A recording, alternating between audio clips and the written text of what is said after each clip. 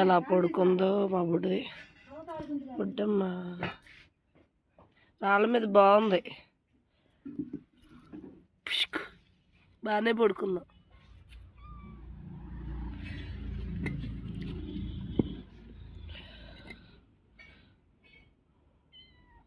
బాగానే ఉంది. చాలే పడుకో. కొంచెం తగ్గిన బాగానే ఉందిలే కదా పిల్ల. మళ్ళీ ఇల్లు పని అయ్యాక ఒకసారి తీసుకెళ్దాం హాస్పిటల్కి. ఇంకోసారి తీసుకెళ్తే ఆపేద్దాం. ఇంకా మన వల్ల కాదు, మన బడ్జెట్లో మనం ఇంకా అంతకంటే పెట్టలేవులే. రికవర్ అయింది కదా. బుడ్డమ్మ ములక్కమ్మ